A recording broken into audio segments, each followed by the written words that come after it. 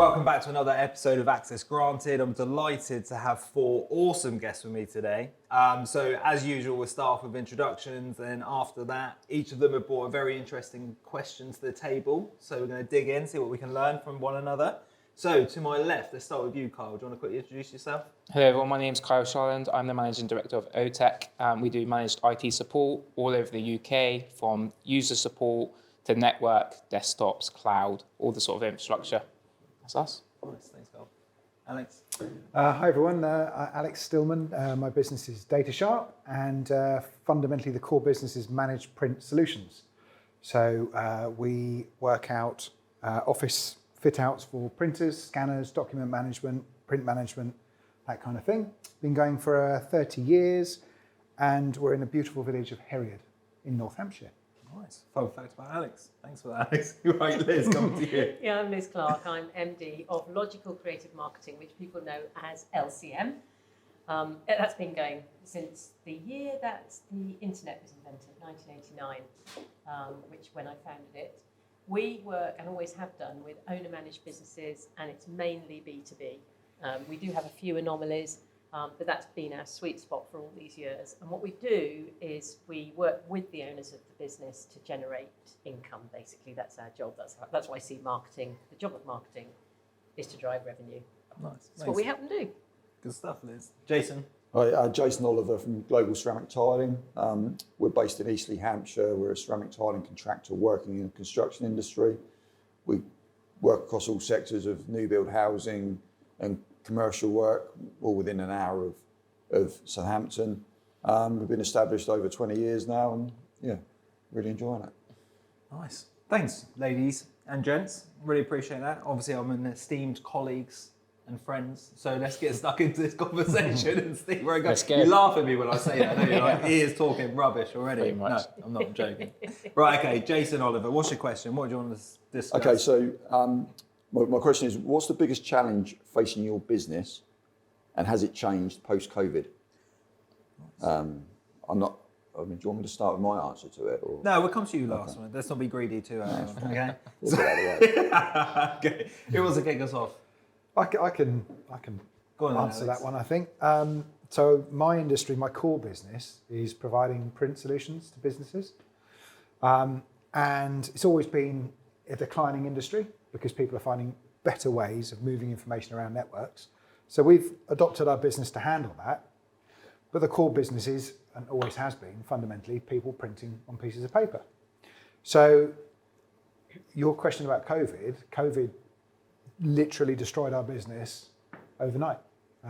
So people weren't in the offices, they weren't using the devices, so there was no income.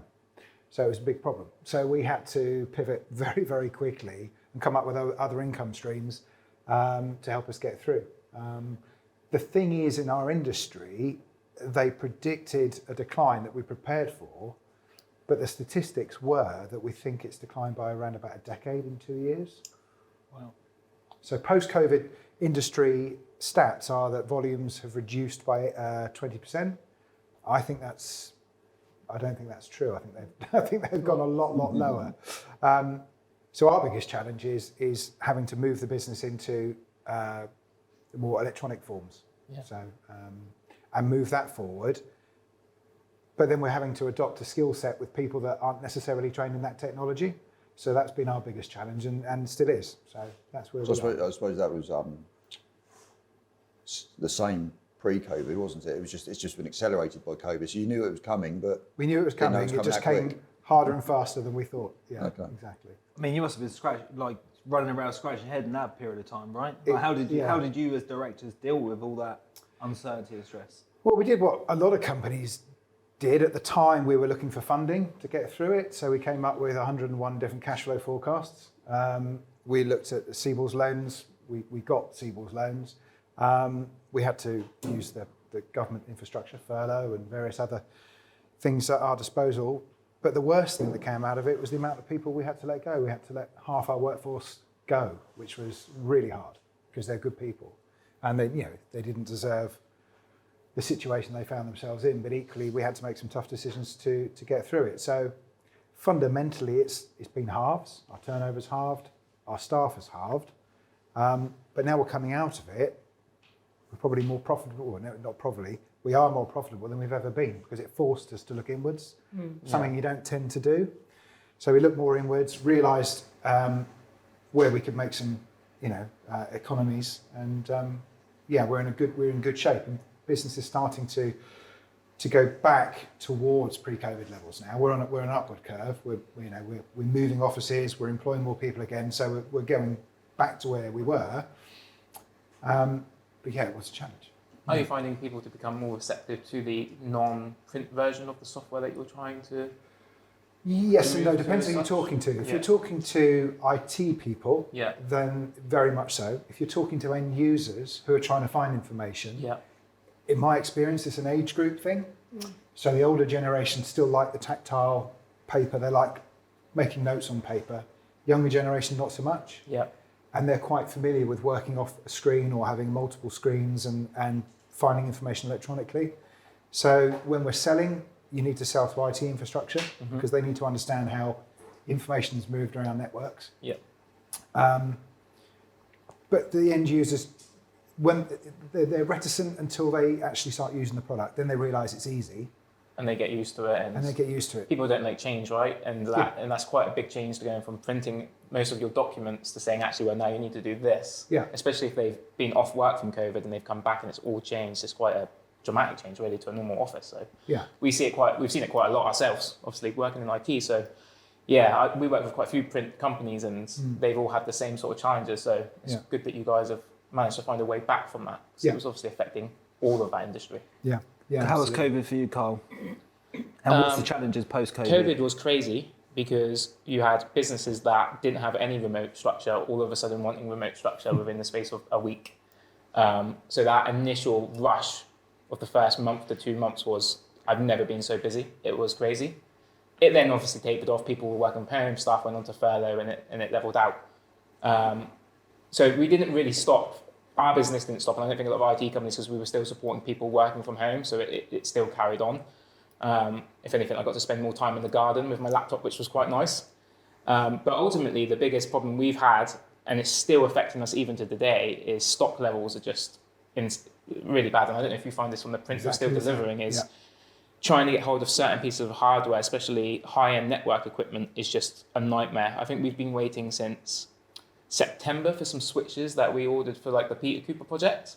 We ended up having to order some more expensive ones because there's just the delivery's not coming in from Europe and China and wherever.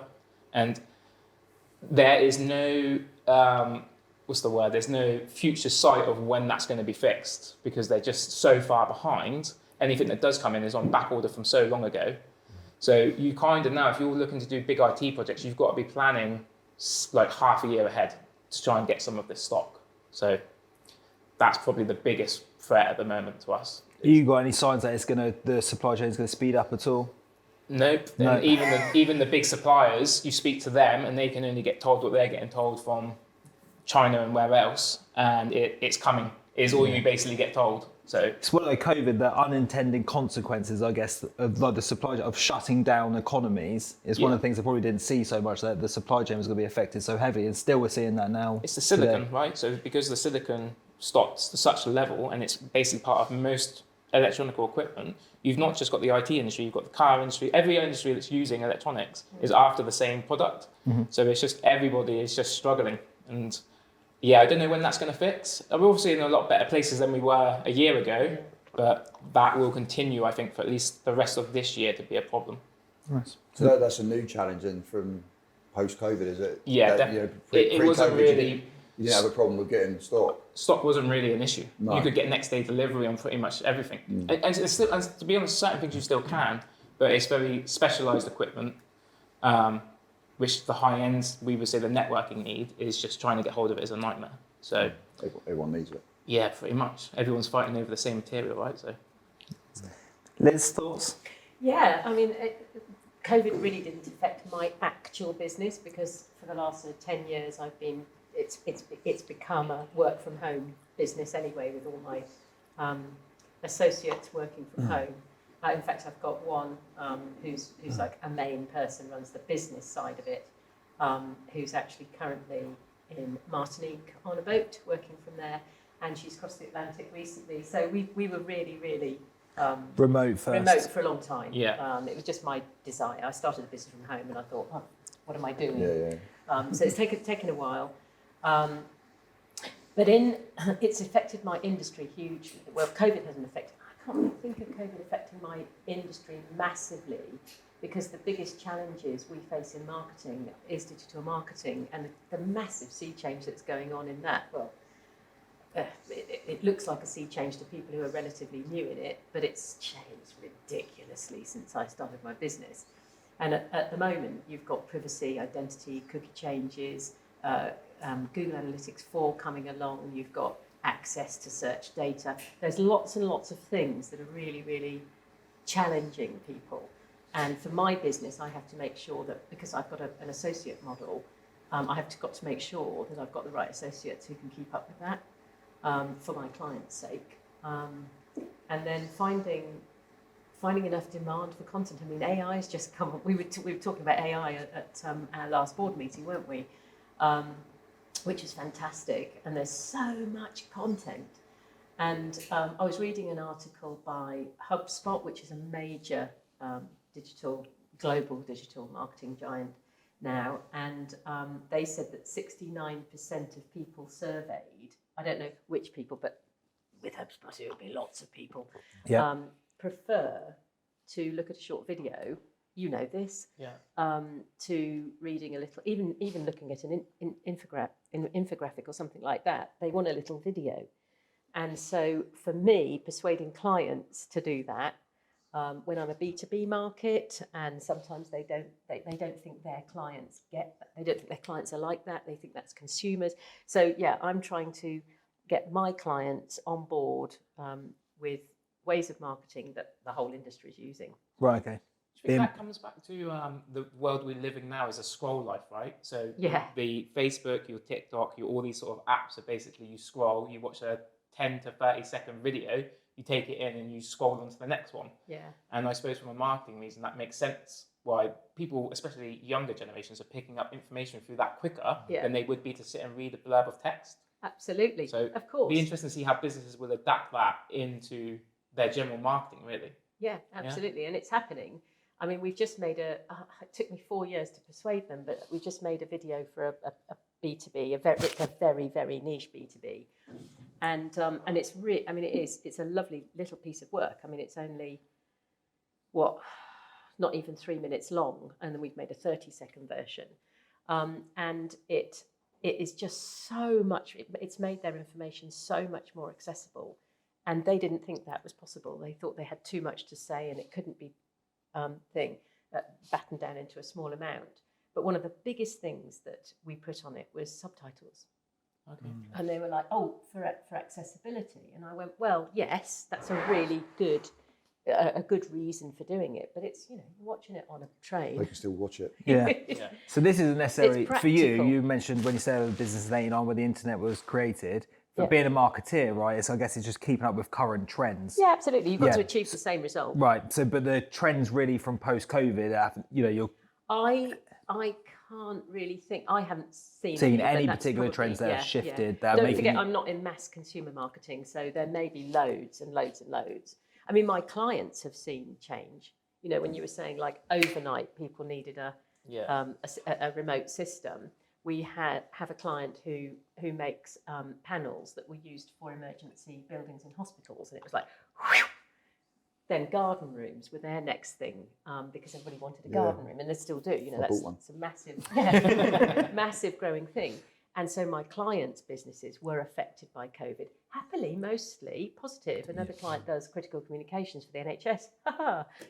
That was fun because COVID needed critical communications like never before. Yeah, we'll say winners and losers and everything, right? Yeah. Winner upscaling, loser in the COVID situation because people aren't going to offices. It's just, unfortunately, reality of life sometimes. Jason, what's your thought on the question? It was your question.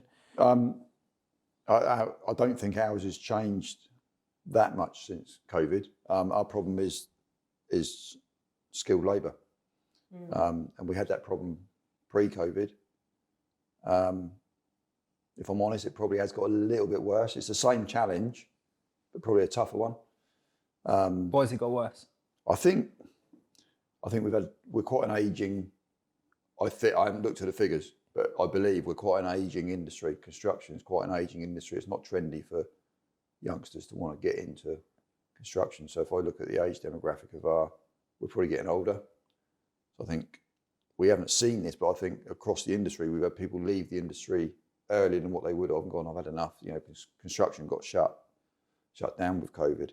Do you think that COVID exacerbated them leaving? Yeah, 100%. I think some people sat at home and gone, actually, I can do something else. I don't need as much money to get into retirement. And they weren't necessarily at retirement age, but I believe that some of them have gone, or they've gone off and done something else. They couldn't get working. 0 hours type workers or temporary staff or? Yeah, I think, in the construction industry, a lot of people use are self-employed anyhow, so they're effectively that anyhow. It's just how the industry, I think the 0 hours contract thing is just a new word for everyone to use. We've always had it. Right. Yeah, well, our guys, self-employed people that come and go to us have always been paid for what they've done for as long as they're there. So I don't think that's had much of a change. I think some people's attitudes have changed, and I'll probably include our businesses' attitude from post-COVID as well, which has probably caused a bit of a issue with the workforce. We do what we can to bring apprentices through, but that brings its own problems and costs, which the government are no help with at all, no matter what you see on the news. An apprentice. Right, government, pull your finger out, do a better job. Yeah, that's what we're learning from this podcast right now. They make out they're helping with apprentices. There isn't that much helping from what we can see for trying to take people on, and certainly trying to take people on that are past 18 who want to retrain or want to train, and it's an expensive thing for us to do. So, and also you've got to find someone that wants to teach them and teach them properly. So I think, in answer to the question, really, the problem it's the same problem, but it's got a bit worse post-COVID for us, and it's skill shortages. Okay, nice. I don't think it's just our industry actually that's. It's one of the hot topics at the moment, isn't it? I think every BizPedia meeting for the last 6 months, somebody at some point brings up recruitment being probably one of the biggest business challenges at the moment. Yeah. That's why I don't think it's just construction. I mean, not one of you three have said that you've got a skill problem. Yeah. But I definitely think it's wider than construction. I just think construction's not a trend. You know, you're working in dirty environments, aren't you? It's not the nicest. But you do think that's a COVID relate? You think that COVID created the situation that meant people were less inclined to go into? I think it's exacerbated. I think it's. I think people got used to being at home, right? So then if you can then pick up a job where you can, it's like, just take up EE for example. If you ring them now, you might speak to a man or a lady, and they're just working from their home. Yeah. So if someone was 18 to 25 and they were in a job like that and they didn't really like it, and all of a sudden they can make some money sat on the couch answering some phone calls. They do. Yeah, mind you, on that, just don't know if anyone else has noticed this. When I try and ring people now, like their office numbers, it generally just rings all the way. And I know they're not in the office because they've gone remote. Yeah. It just rings all the way through. Like, you can't get hold of more people, it feels like to me. Oh, that's another story altogether. Yeah. Does anyone else, does that resonate with anyone else? Yeah. Just like, oh, okay, can't get hold of anyone. Even it's all teams now, Josh. Yeah, sorry, mate. Yeah, I'm just used to drinking alcohol and just sitting around. WhatsApp, yeah. All right, cool. Thanks for the question, Jason. Yeah. Alex, let's come to you. What's on your mind? My question was to do with what motivates people, in the sense that you're running your own businesses. Where does your motivation come from? Is it born out of something within the business, or is it driven by something outside of the business? Probably what I'm more interested in, do you think your motivation has changed since you started your journey to where you are now? Liz? Yeah, I mean, clearly my motivation has changed a number of times since 1989 because I had one child when I started the business, and I have 3 grown up, 2 living the other side of the world, literally in Australia. So yeah, the motivations have completely changed. I mean, LCM's been strangely like a member of the family because it has served us. It's been a jolly nice help to us. And I feel very affectionate towards it indeed, because it's given us so much. And I had to think about your question, Alex. I looked at it in the round. I didn't just think about my business. I thought, well, okay, what does motivate you? And do you know where I went first? I went to, okay, when are you not motivated, Liz? So I looked at the opposite. And the first time I'm not motivated is because recently I had that horrible cold that wouldn't go away and I felt down. So health, I've got to be healthy. that's a real motivator to stay healthy. And the other thing that made me realise, when I'm super motivated, it's because there's other people involved. So super motivated to do well for this PDIS day. So I did some prep. I motivated myself. So is that like not letting other people down? Yeah. Is that like the driver? And I was thinking, is it not letting them down or is it pleasing them? Because I think it's a bit of both, and it depends. And I am very, very... It's interesting what levers we can pull on, isn't it? Yeah. So like get ourselves moving forward. Yeah, so I as you most of you may know, I trained to become a yoga instructor during lockdown because there just wasn't enough for me to do in my business, because suddenly I didn't have to go anywhere and I had these extra hours. So I did this training, and one of my daughters has some health issues, and writing a yoga class. I'll do it online with her because she's in Australia, to help her with her health issues. I want to help her. I want to make her happy. Yeah. It's just, it really motivates me. The thought, with this client with the video, they were so wonderful about it. They were so happy with their video. They sent me a bouquet of flowers. They were just gorgeous. And it's like, yay! It just ticked every box for me. And I did some work last week, because apart from marketing and yoga, I've also been a business coach to people for many, many years. And it's sort of slightly under the radar that I coach, not business owners, but people in a business. And I did some work with the board of directors last week down in Bournemouth, and I haven't done work like that for a short while because it's been that was affected by COVID, because I had to be there to run the sessions with them, or I thought I had to, but anyway I was. And oh my God, the hit I got from doing that work, because they were all engaged, they were all motivated, and it's just great. It's people. It's doing things. Feels like people. the motivation of you contributing to others. Yeah. Okay. Yeah. So, Kyle, on motivation. So makes you tick. Similar, but mine goes back to a personal level, and always has done since I was younger. Is I grew up with my grandparents, and my grandfather is always been the top guy in the family. We've got a very big family. All through my life, I've watched my aunties, uncles, cousins, when they've needed money or needed help and support, they've come to him, and he's been in a position from having his own business to be able to do that. And obviously he's like 76 now, so he's getting on. And I had the privilege of growing up with him and living in their house and becoming probably the person I am today because of that. And I've always had this aspiration to be able to hopefully do the same. And I do. My younger cousins, my sisters, my own family, I want to be in a position, and my goal for OTEC, the reason I get up in the morning and continue to grow the business, is I've got some of my best friends working for me, is to be able to support and give the people around me a nice life. And also I'd like to think that if one of my cousins or my sister was in a bad place, they could come to me and say, Kyle, I need your help. And that doesn't always have to be money, but financially, realistically, in the world we live in, sometimes money can do that. So having the business to be able to say, yeah, okay, I've got the money, I can do that, it just feels really good for me. We're still growing, doing really well. And I just think ultimately my end goal is just to be my granddad one day. So that's probably me in a nutshell. I love that. Yeah. Sounds like a great role model you had there. Yeah, very lucky. And it's still alive now. Touch wood will be for a long time, right? But yeah, he's actually quite young. Yeah, 76. Like the way he acts nowadays, with limping around and drinking, I don't know. But it's it's good to have had that. I think I was very fortunate at my age to grow up with my grandparents, because I think it's like you were saying about pleasing people and stuff like that. The way I look at it, my granddad always told me, if you tell someone you're going to do something, you do it. Yes. And it doesn't matter if you're in the pub on a Friday night and you're 10 beers in. If I tell someone I'm going to turn up at their Saturday morning at 10 o'clock to look at their computer for them, I've always made sure I've got up at 10 o'clock. I might be hanging, but I'll be on your doorstep, and you can ask Simon from LMA, because I've said I'm going to do it. And I think a lot of people will say stuff but not follow through. And I've always tried to make sure that if I say I'm going to do something, I do it. So all part of the package, right? Brilliant.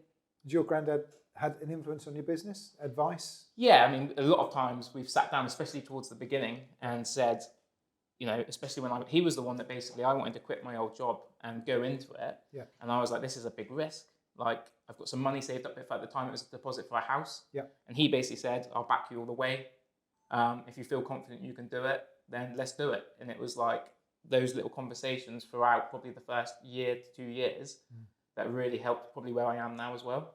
That's great. So again, the business he does is metalworking, so it's a bit smaller because of the way the industry is. But you know, at his height, he probably had 20 odd guys, and it was good to learn from his experience because they went through ups and downs back in I don't know what years it was when like the housing all crashed and all that, and money went through the roof, and just to have some wonder years of experience be fed down to you and say, you know, you need to save for a rainy day because it's very easy sometimes, especially when you're younger, I think, to spend your money. But you've got to think, actually, if this happens, so now I always make sure in the bank account, we've probably got enough money sat there to pay everybody's wages for a year, and it's just sat there, and I won't touch it. Yeah. But maybe a bit overkill, but I like to, you know, that's what's been installed to me. That gives you confidence that you've got that, surely. Yeah, it's a nice feeling. Yeah. But I know that COVID, again, didn't really affect us, but you don't know what else is around the corner. No, you don't. So yeah, my motivation, I would say, is just one day being able to live into his shoes of having that responsibility, really. Well, it sounds like you've already partly got there. Yeah. Trying. Yes, worth of wages. Yeah. Trying. Yeah. Brilliant. Really lovely. Jason? I'm not sure I'll follow that. Yeah, no, that was epic. What's Sorry. Granddad's name, by the way? Chris. I'm definitely not going to be that deep. Fair Well, play. your motivation comes from there, your motivation. I suppose. And has your motivation changed over the years? Oh, 100%. Like as Liz was saying, you know, it definitely changed. And I don't know that I can tell you why we set out on it originally. I think my motivation was to probably at the time earn a bit more money. If I'm honest with you, we had no idea about running a business really. We thought we did. So it was probably just to earn a little bit more money than what we were earning doing the same job. I think, and along the way, it's bills definitely are motivating, aren't they? If you've got bills to pay.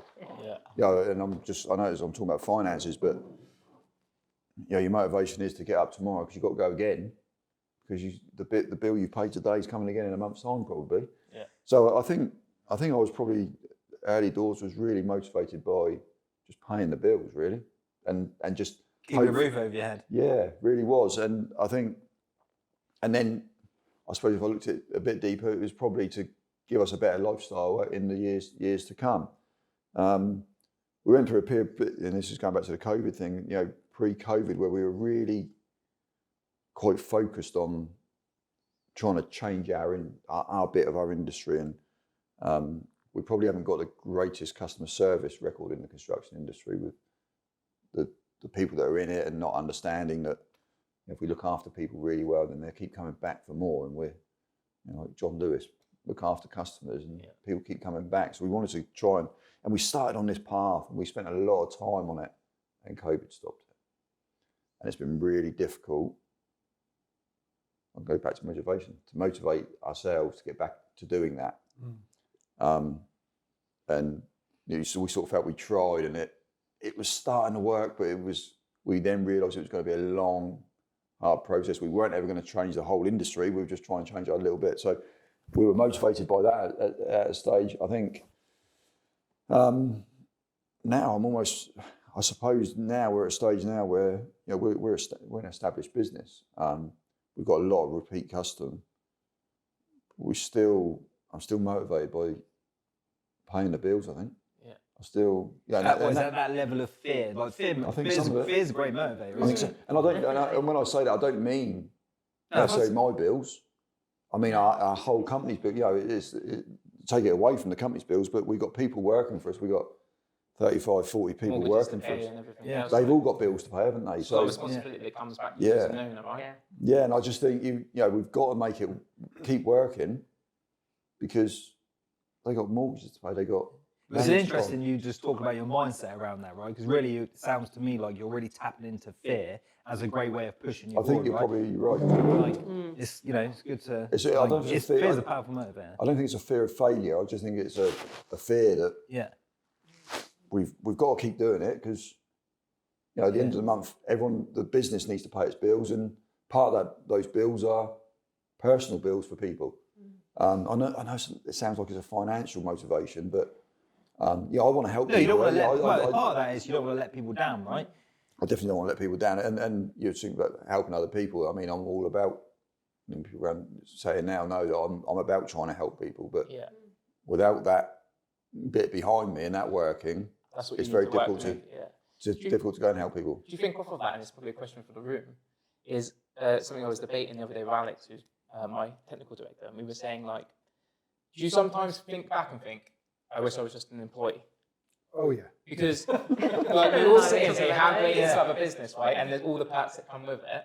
And we all like, obviously, running our business. We wouldn't be sat here if it wasn't, right? But then there are sometimes you probably reflect back like that. You've got that, all that burden that sits on your shoulders. Do you know what? The only time I really felt, I've never really felt that way, to be fair, at all. But the only time I really ever that crossed my mind was COVID, when I watched my brother on furlough playing golf in the sun all the time. Yeah. And I'm like stressed out of, like so stressed, and trying to like keep my head above water. Just like at that moment, I'm like, whoa, like this is a, but that's the only time in my career that I've ever wished I was, maybe contemplated not being in this seat. Yeah. We played golf as well, Josh. Say again? I can remember playing with you. Yeah, maybe. I don't know if I did, to be fair. But yeah. But okay, But it's interesting because the only reason I have ever wanted to work for somebody, because again, I don't think anybody'd have me now, but it would be the teamwork aspect. So when I work really closely with a client and I feel part of the team, and I mean, some clients I've worked with for 10, 15, 20 years, and you really do feel part of the team,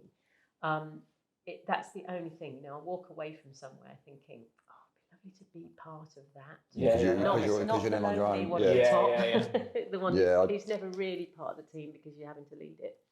I think you also, in your role within your business, you migrate to your own strength and your own passion. I've always been fundamentally a salesperson. That's what I enjoy doing. So I'm not particularly strong at the financials. I understand them.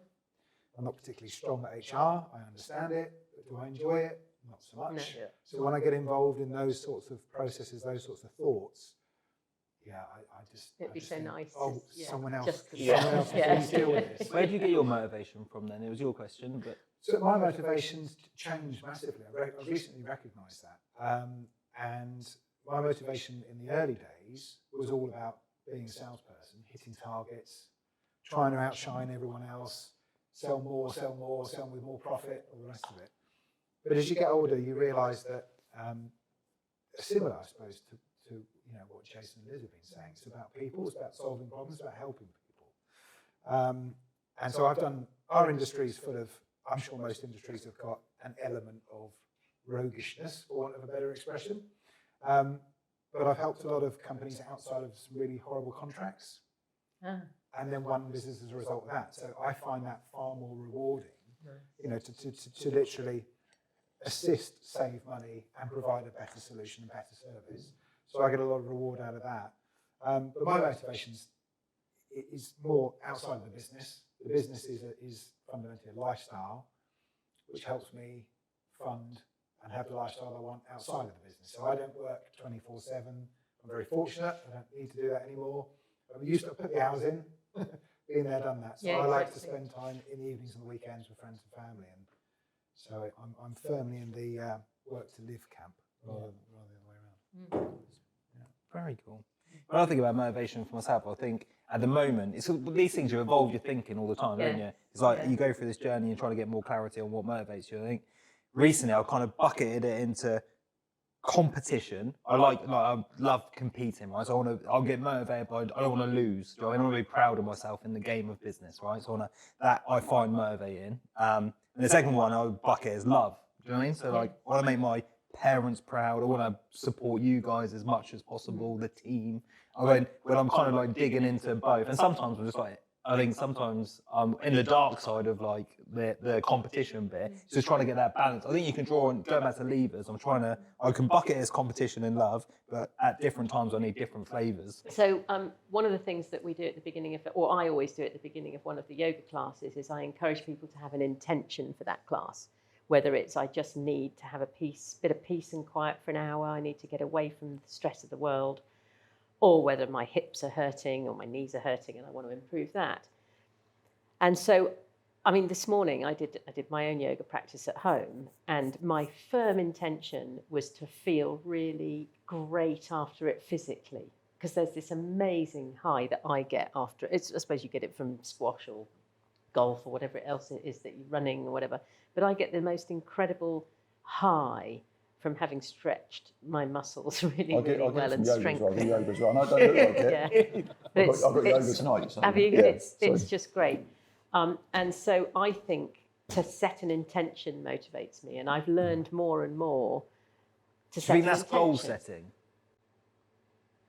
Probably. Something It's interesting though. because then you're hitting like when you hit that intention, you get like a dopamine release. And you're like, oh. Yeah, absolutely. So I set an intention for coming here. even by doing it, maybe even if you don't achieve it, your mind thinks you've achieved it. Yeah, Possibly. that's true. If you say at the beginning, you Just a quick straw poll then around the that's table. deep. Goals and intentions, like quick straw poll. Like, do you set regular goals and intentions for the business or for yourself? Yeah, I wouldn't say often. I say we have our quarterly. This is what we're aiming to do within these next 3 months, and then we've got our year goals. I mean, do they always come off? No, but it's nice to have a structure there to say this is what the end goal is, and how, when we're doing things, to think in my head, are we trying to achieve the goals by making this decision? So yeah, it does help.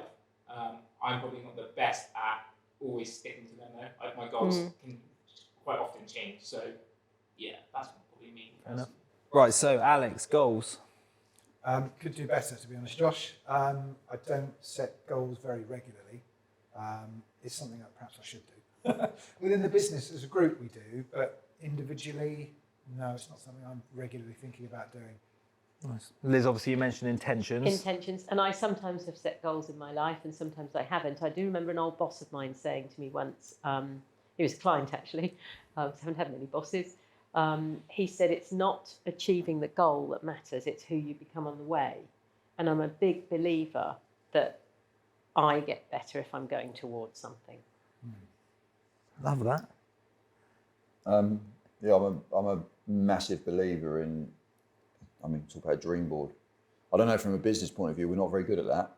I think because this is the wrong answer, I suppose, I thought the wrong thing to say, but because there's so many outside influences, it's very difficult. Like you say, you might set a goal and not achieve it, but that's fine. Yeah. So at least you've got something to aim for, haven't you? If you don't make it, that's not a failure. Yeah. You're still on your journey. If you don't set a time limit, so. But I'm a real big believer in dream boards and from a personal point of view. So I think you should print out your goal. So whatever it might be a dream holiday, a dream car, whatever it is, I think print it out and put it somewhere where you're always going to see it. Not necessarily consciously go and look at it, but it's just going to get ingrained in your head. And I think I did that, and I moaned at my children about doing it, and then they say to me, "Where's yours then?" And I haven't done one for a few years. And when I did do it originally, I set some goals on there and I've achieved them. And I didn't think I was going to. Yeah. They're not massive goals, but and it doesn't matter how big or small they are. So I'm a big believer in setting goals. And I'm not great at it in business.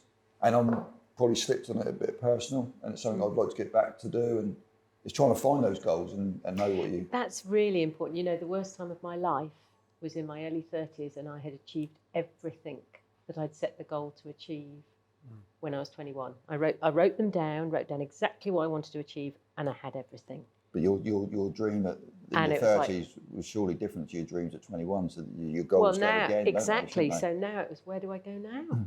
And it was finding the new purpose. Yeah, which is probably where I am. I probably need to find those new goals. We come to a different stage of our life. So you're saying, I'm not quite as old as what he thinks is apparently. So you're saying, Jason, is you need to go and build a new dream board, right? Yeah, just don't tell my kids. Yeah, because it's interesting, because you had the gentleman from here on one of the first podcasts I watched of yours, who was talking about he'd retired and he came back. Yes, that's right. Because Wayne asked the question, didn't he, about retirement. And it's the same thing, is that I think if you just stop doing something, then you just can't. You just got to keep going to have some purpose, something to go for, something to give shape, something to give shape to your life. Yeah, cool. Well, thanks for that. Hope that was useful. I'm going to start writing some goals. Yes, that's it. I think Do some visualizations. a picture's amazing for it. it gives you some, writing it down is good, you know, you've written. That's what a dream board is. It's visual. Yeah. I got a A3 picture frame and just printed out some pictures and put them on there and put it up somewhere that, I mean, you're not going to put it in your front room, are you? Let's be honest. But the kids are going to start sticking like Disneyland. well, yeah, but maybe so. But it's still a goal, isn't it? Yeah. I know I would start as young as you can for the kids, but That'd probably be a bit extra motivation. it says it's visual. Yeah, it might be a dream car. I don't know what your dream. You know, more. Dream body. Yeah, no, I'm not putting that on there. Six-pack. I'm a long way from that. So yeah, I'll definitely. Mate, I think that's realistic. I'm not sure where I come across it, but it definitely. I feel it So it's definitely like works. a bucket, a visual bucket. Yes, basically. Yeah. But it can't be the end goal. Yeah. Like Liz said there, 21 to 30, she achieved what she thought she wanted to achieve. But 21, with what she didn't think about, was only the first part of her life she wanted to achieve that. Yeah. You want to achieve more and more, don't you? So, and it doesn't have to be big, hairy, audacious goals, does it? It just needs to be a goal for you. Maybe you and your wife might want to go away for the weekend somewhere and you've never done it. I don't know, but it doesn't have to be a massive goal. It just needs to be a goal. Yeah. Good. I look forward to seeing that. Maybe we can put it in the outtakes or like put your dream board into this video. That's your task. Okay. Fair enough? Yeah. Deal. Well, deal, done. Right, Kyle, question. What's on your mind? I put mine on my phone because Chris wrote it, and it's trying to word this I found very difficult. Okay, we're listening. So I'm going to read it how I would read it. So basically, we're 8 members of staff now. Business is going really well. If some things that are in the pipeline come off, that will probably go to 9 to 10. And we're just expanding and it's going really well. However, with that obviously comes the caveats of the infrastructure to support that and everything else. And some conversations I've been having with people, my grandfather and other people, is the input of cost of that to support that, and when have you guys gone through that and then seen the benefit on the other side, and how long did it take? For example, we have a small office at the moment that we mainly use for some building of networks, but mainly the guys work from home, so we don't really have a big overhead from an office perspective. We're under 10, so we don't have to worry about health and safety laws. We don't have to really worry about HR, although we do HR, it's run by a side company, all these sort of things. And obviously I'm very conscious that once we get over 10 members of staff, there might be the need to get an office because obviously you've got a bigger team that might need to work a bit closer together. You've got everything goes up cost-wise, your insurances again, health and safety, having to do all that sort of stuff again. Have you guys gone through this? Do you have any advice on it? And how long? I had one gentleman tell me that he found between 10 to 20 staff members a real pain point. Once he got over 20 and he started to push into the profit bracket of that, it kind of became irrelevant about how big they were. So I guess it's being a smallish company to that middle part where you're trying to breach into that higher profit bracket. Have you guys got any words of wisdom on that, and where did you see the benefit kick in? Jason, do you want to kick us off? Yeah, I think just check on your health and safety information. I'm not sure you're right. I think you've got to follow health and safety rules, if I'm honest with you. Yeah, I think you talk about your office. I mean, I'll give you an example of ours. We were in a rented office for the first 10 years, I suppose. I think it was and we ended up bought an industrial unit, gave us more storage and more office space. And I can remember when I built the offices, I can remember saying to someone, "We're never ever going to outgrow this." And although we've shrunk a little bit now, at one point we had filled it. Yeah. And so, I didn't know how we were going to get to fill it, and I didn't intend to get it to fill, but we got busier and busier, and some of it was unplanned growth, really. So I think with that, I think you've got to be, if you wait for it to happen, it probably won't. Yeah. And we go back to the planning, don't we? And I think going to goal setting, I think you need to plan. You're saying you want 9 or 10. I'd plan for 12 people, right? So we need an office area. It's going to support. If half those are working, we need to be able to support 6 of them in the office at any one time, or 10 of whatever it is. So I'd start looking now, because I think otherwise you end up going, well, we've got the 9th person in, we've got nowhere for the people to sit. So I would definitely, whether that's another rental place or somewhere you buy or whatever, but I would definitely do that. And I think the other thing is I can't remember again where it came from, but you should always be recruiting. So, we have it with with Tyler's, we spoke about our skill shortages earlier on. If we find someone that we think is going to suit us, we take them on. We then find the work for it. Yeah. I think if you do it the other way around, you can. If you don't find that person, you end up taking anybody. That doesn't always work out. And it doesn't always work well for you because it might not be the right person. So I think you need to plan to grow, even if you don't grow as quickly as you think you're going to, or things don't happen along the way. To a degree, you can always take it backwards, can't you? Yeah. You don't sign a 25-year lease. Yeah. You know, so if you go and rent an office, Looking back, do you regret any of those decisions you made, like taking on the office? no, 100, no. For me, from a personal point of view, definitely not. From the business point of view, no, we Do you didn't. think it gave you the footings for the growth as well? Like It gave moving us into that building. Yeah, it released us from a tight office where we were too many.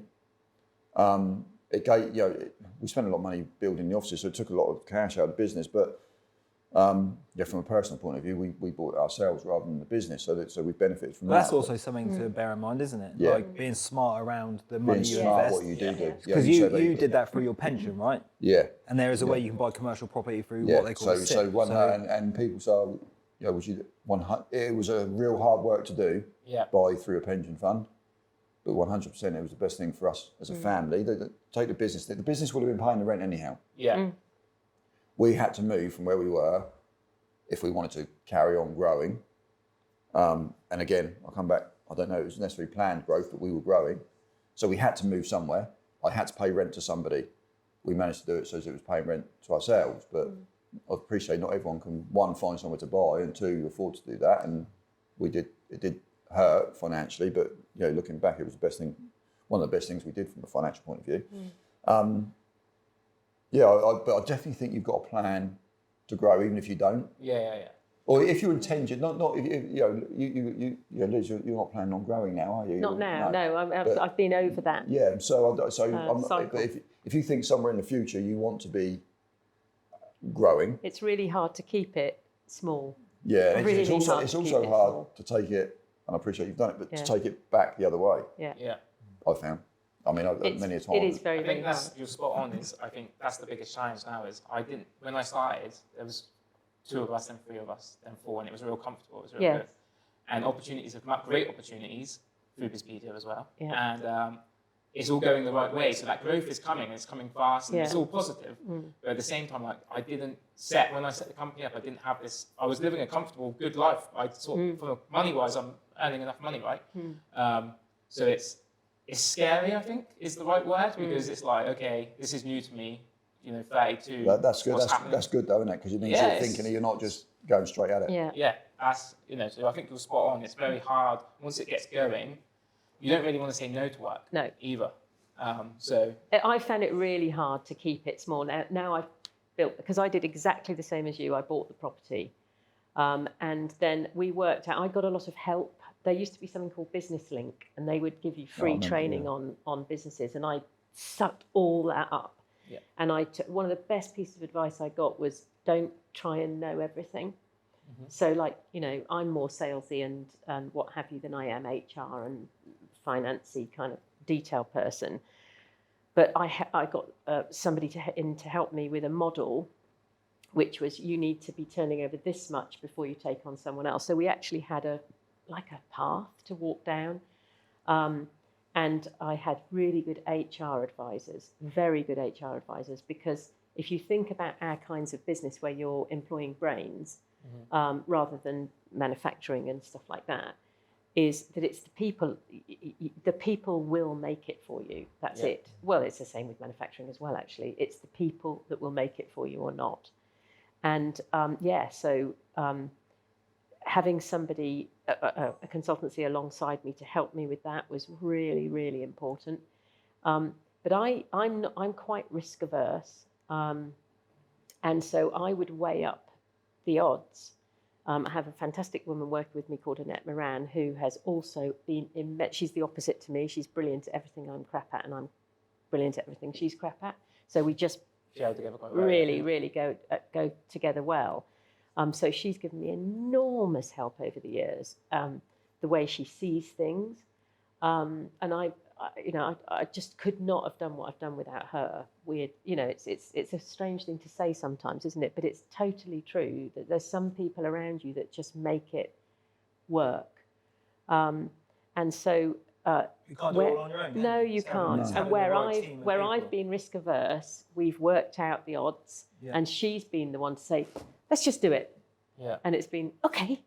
And so I've learned to be better at making decisions. In fact, I can be quite impulsive now, where I never used to be in the slightest bit impulsive. Yeah. But I've quite liked the fear. When we first took on the mortgage for the property, when I bought that, it was like, You suddenly got to say that you yeah. have And to then pay, suddenly, Annette said, we've only got a year to pay off of that. Yeah. What? It sounds to me like both of you, when you've made the investment in the infrastructure to grow, Yeah.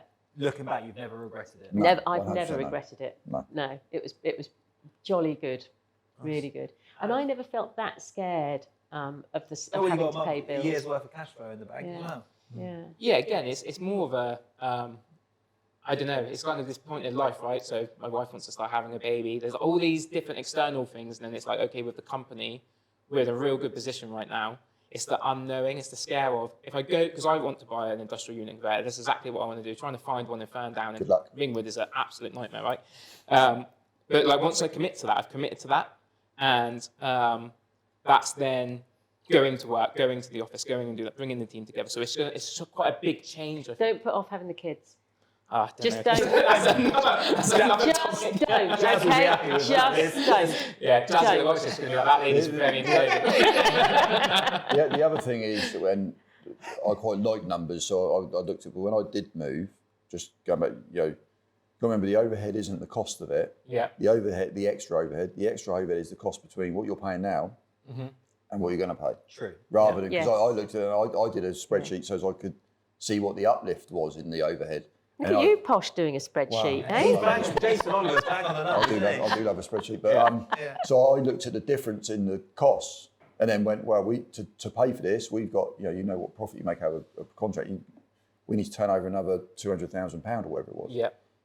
So yeah, I always remember look at the difference in what you're paying now to what you're going to pay rather than what you're going to pay because you're already paying something. Yeah. Okay. So you've got lots of That's good planning, advice. lots of like knowing your numbers, lots of being smart and surrounding yourself with the right people. These two have never regretted anything they've done from an infrastructure investment perspective. Alex, got anything to add to the conversation on? Yeah, so I mean, we've grown our business organically. It's always been sales led. So a salesperson goes out, sells a contract. Yeah. We then need a technical person to service that contract. So we have grown well and organically over the years. As I say, COVID had a negative impact. We had to lose people. We're recruiting again now.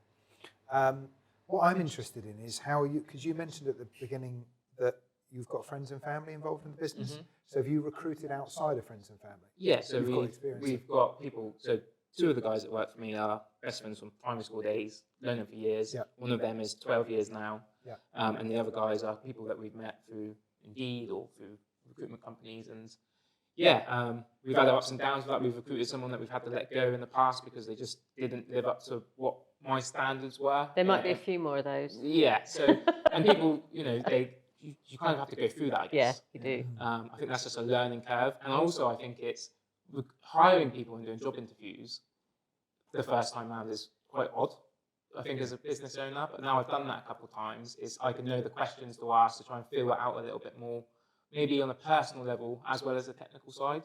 So yeah, it's good. Our business is quite traditional. We're all back in the office. We were pretty much back in the office as soon as we were able to. And we don't have home working. I mean, Okay. occasionally I'll work 1 or 2 days a week from home, and maybe a couple of the other guys will do that. But fundamentally, we're all in the office. Yeah. But we're in the middle of nowhere. We've always had converted farmyards, so we've always got very attractive offices. Yeah.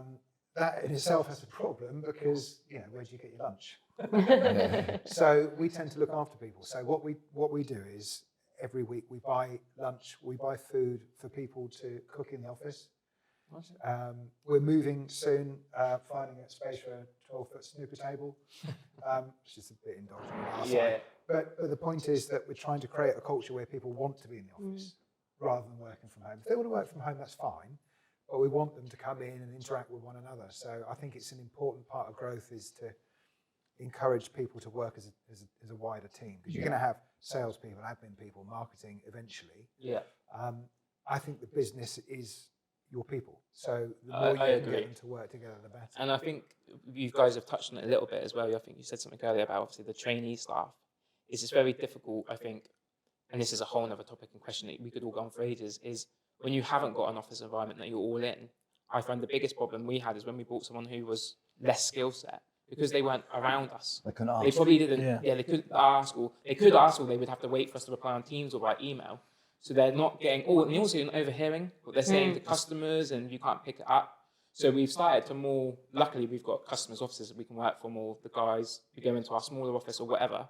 And it makes a real difference, I think. And the guys actually seem more generally happy, like to be working together. It's a real nice atmosphere. So yeah, the feedback's been great, because I think in my head I know that it's something that needs to happen. Like I said, it's just that jump, I think. Giving you more confidence to make the jump. It's nice to hear other businesses, especially one guys that have all been through it as well, because, you know, we have only really been going for 6 years, but it's still a long time, but it's this side of it's new.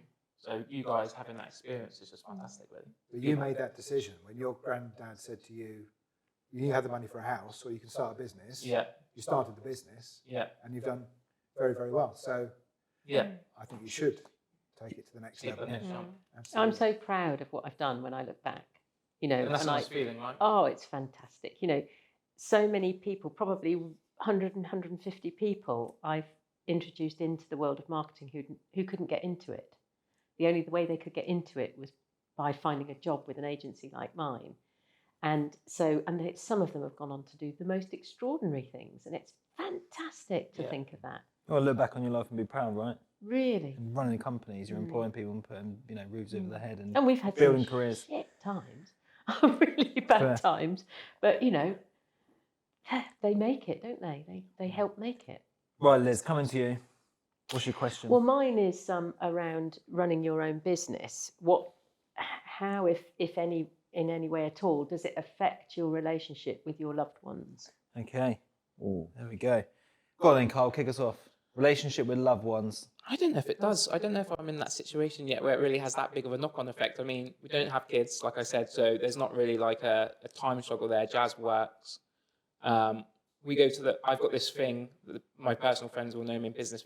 I go to the Angel on a Friday in Ferndown. That's where I go. That's a pub, by the way. It's a pub. Yeah. Jazz You're normally there meets with me there thinking after it was work. an angelic person. Yeah, we have a couple of drinks together, always. Did the kid thing, that's going to stop. Yeah, listen, this is why. So right? I'm definitely going to Okay, chip in on not this. having the kids, yeah, I'm not having them, definitely yeah. chipping in on this conversation. But ultimately, it's like, I don't know. I don't think there is a strain there yet.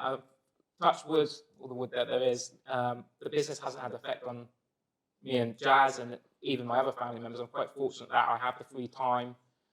I mean, I brought my nan and a couple of my aunties here for Christmas for tasting and some lunch, and that's a lovely thing to be able to do, right? So if anything, the business has afforded me to probably have more time with my friends and family. So I've not really come across any negative effects in my life yet. I don't know what that will change when a kid gets on board and I'm tired and all that sort of stuff, but at the moment, no, I guess. Nice. Jason? I think I've done this a long time now. The same business really. Even before we set the business up, we were doing the same thing before, and I think I've always been quite good. And I don't get this calls and the things I used to get, but I've always been quite good, even if I was on the phone in the car on the way home, of being able to switch between work and home, to the point where I'd sit on the drive, finishing the phone call rather than walking in, because my kids are a bit older now, but they used to want to see me. Yeah. So when you walk in the door, they You still want to see me. They will again. Yeah, no, I'm sure. Karen's had it. She's had them all day, and she's pulling her hair out, and she wants to pass. They don't need me on the phone being stressed about work. So I think I was very good at switching off from work to home life. I mean, I don't live far from the office, so it's only a short drive. It's a 10, 15-minute drive. So, but I always remember, I was always conscious that I wanted to keep, we can't keep it completely separate. Karen works with me. We worked together since we set the business up. So it's not going to be 100% separate, but I feel I've been very good over the years at switching off between work and home life. There has been times when it hasn't worked, and it hasn't happened. We've gone on holiday before, I remember, and things have happened. But 99 times out of 100, I've managed to. Why do you think that is? Why have you I don't know. I Good- think I good just question. don't like. I don't know. I don't think I wanted my family to see the stress that I was going through to pay those bills. Go back to paying the motivation again. I think they didn't need my problems, did they? And they've been waiting all day to see me. And sometimes they weren't happy to see me, but other times they were. I think when you speak about like having how the business has affected relationships, I would definitely say it's affected friendships. Do you know what I mean? Right, Because okay. like you have less. I definitely have less time than I used to have. Do you know what I mean? Because you're just like out there hustling, working, as many hours as it takes to kind of keep the business moving forward. I think if I wasn't necessarily running a business and I was employed in a business, I would definitely have more free time to maybe like go and play a bit more golf or like have some beers and stuff like that. So I think probably my friendships have suffered because of me running a company, as in they could have been probably, I could have more time invested in them. But that's a personal choice I want to make, so I want to run a company, right? Yeah. So I'm cool with that, but I think I definitely am making a sacrifice on friendships. I mean, going back to around, I don't think the having a business has affected my relationship with my partner. That's good. But having throwing in a young child into the mix, that's a lot of adapting and adjusting. It is when I remember someone saying, Trying to keep everybody happy, because you go to work all day, right? And like you're out there like firefighting, and you go home and your partner's been looking after the baby all day, and then now it's your turn, right? They will need a break, and I'll probably need like half an hour. Just try definitely changes your life, Josh, doesn't that? It definitely does change your life, yeah. Yeah, that was nice. Yeah, you said I remember that. you telling me that, and I was like, nah, it's not going to change. I wasn't going to say that bit, but you definitely. No, you don't know what you don't know. No, right? you don't. Yeah. You don't. And I think you're touching on friends there, and you're saying you meet your wife or girlfriend, whatever it is, in the pub, and you obviously meet some friends there. But the other thing I think I've learned with business is some of my friends are business colleagues now. I think your friends change over the years. Not that you don't fall out with your friends, you don't normally. You go on different paths, and I think a lot of my friends now I've met through 100%. work That's a good and point. business, and you become closer to people that are like-minded. And so, from a changing of relationships or from a relationship point of view, I think over time, when you leave school, you think your mates you're with then, you think you're going to be with forever, and some people do stay all together. Don't they? There's not you don't get on with them, or you just go on different paths. And I've got, I can think of friends now from past where we were great friends. We're not friends now. We just don't see each other. Yeah. We just don't. We've gone on different ways, and so I think your friends do change over time, and part of it because you haven't got time for them. Yeah. As you said there, Josh. So part of it will be that, and they want to be out because they're not running a business. They've got time to get out and do things. And you're not, because you're sat home still having to do stuff or whatever. So I think that's something that does change in time. 100%. That's for me. If I look back over the 20 years, the friends I've had along the way, and I don't think any of them I fell out with. Just not as close. But you do move around those. Yeah. Alex, coming to you, how's running the business affected personal relationships? I don't necessarily think that it has, but I think I looked at, when I was growing up, I didn't see a great deal of my father. He was away on business a lot. And that was just part of his job was international travel. So he wasn't around a great deal. So when we had kids, I made a deliberate attempt to be with them as much as possible. So when they were little, put them to bed, read them a story. But in order to do that, you need to be home at 6, half 6. So that's what I used to do. In the school years, I used to drive them to school every day. So I'd have quality time. And I would never, ever take a work phone call on the school run. The phone would be ringing off the hook, but I just refused. I'm with the kids. This is, so I could, a bit like Jason, I could segment my time, my family and my business time. And I've said to you many, many times before, it got to a point, I did put the hours in back in the formative years, but it got to a point where when I got home, the phone went in the drawer and I didn't look at it. I remember you saying that. It did create problems because, friends and family, like, I can never get hold of you. Where are you? So I'm at home. I've got a home phone. Well, we don't know what your home phone number is. Why aren't you picking up your mobile? So I've adjusted it a little bit now, but very, very much segmented. So I think having your own business, especially in a lifestyle business, business strengthens your relationships with friends and family. For me, because I've been able to dedicate more time to it than, you know, I think about some of these guys that go up to London on the train every day, you know, and it's just, that's fair enough. That's what they want to do. That's great. It's not for you. But you don't envy them. I don't envy them at all. Yeah. Because, you know, they come back late, they're knackered, they're asleep most of the time. You've got to go again. Off they go again. And they probably don't get to see so much and have so much of a social life. It's just, you know, that's not for me. Fair enough. Thanks, ladies and gents. Well, I'll get the last question. Okay. So the last question is the following. What is your favourite TV series or film? Okay. We're very interested to know. So, ladies first. Yes, I gave this some thought. Please. Oh, I did. I went through a lot in my brain, like Billions, which you told me to watch, which I love. I want to be Wendy, by the way. Wendy Rhodes. To What's the be character, Wendy right? Rhodes. But do you know what it came down to in the end? And this is terribly corny, but It's a Wonderful Life. Film. That's the film. It's so That's amazing. my dad's favourite film, Partly it's because of who I watch it with every single year. It's my one daughter that's still in Britain and her other half, Joe. That's Letty and Joe. And we watch it together with my husband and we always cry.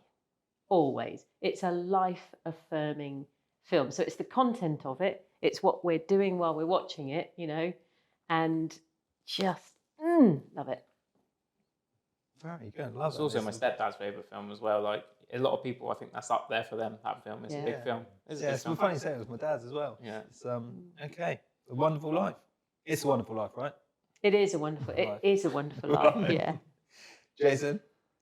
I can't think quick enough to change my answer now after that. That's right. So, you think yours is corny? My favourite film of all time would have to be Top Gun. Okay. The original. Yeah, wow. This is the thing. The second film was a better film. There's no two ways about it.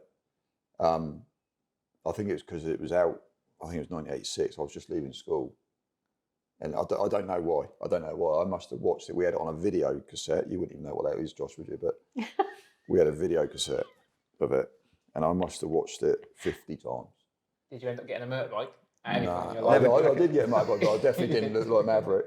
I had a motorbike till it got cold and I couldn't wait to get in the car. But, Did you have the leather jacket with all the badges? no, couldn't afford it. There's no way I could have afforded that. Yeah.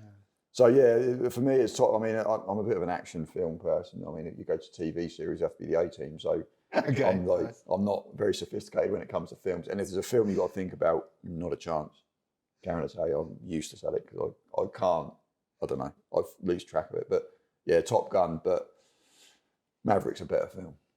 Okay, thanks, Jason. He hasn't stole yours, Alex, has he? Because I know you like No, your I agree with everything Jason just said about Top Gun. And do you know the links between the two? Have you seen the links between the two? Have you worked out all the?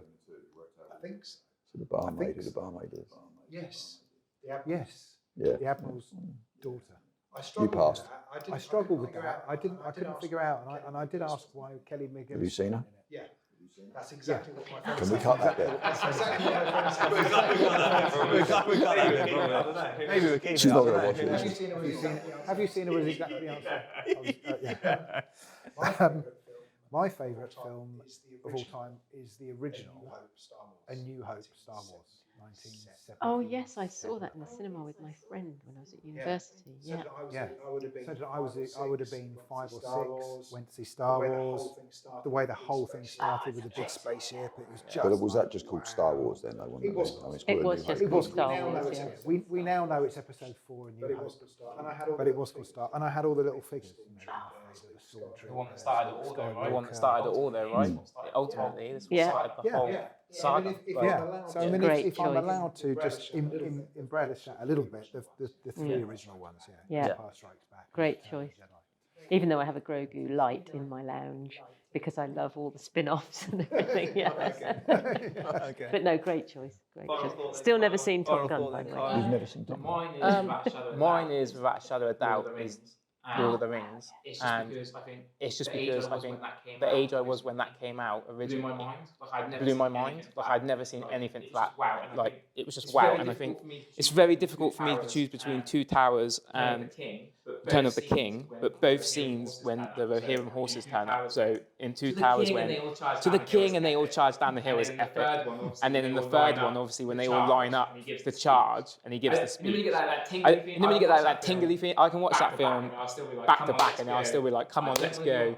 I don't want to be on a horse because I wouldn't fall off, but wow, I mean, what a film scene, right? So yeah, Lord of the Rings. Brilliant, great. Great film What's yours? on the table. Really appreciate it. Mine Today? film-wise, my favourite film is probably Man on Fire. Denzel Washington. Yeah, Massive yeah, fan of Denzel Washington. Love his films. And then I always like the last scene of it. I've not seen that. That's where he rescues the girl, right? He rescues the girl. Little Peter like walks past and Yeah, she's yeah. like, "Oh, I love you." You love it. Like just the film, love it. So yeah, so that could feel about him being a bodyguard and stuff. That would be my favourite. But look, ladies and gents, really appreciate you being on. Really appreciate you being part of Team. Really appreciate you being part of Team BizPedia as well. I've known a lot of you for a long period of time. It was great to spend the last hour with you on this, and look forward to seeing you all soon. Thanks for tuning in and listening. And that's a wrap.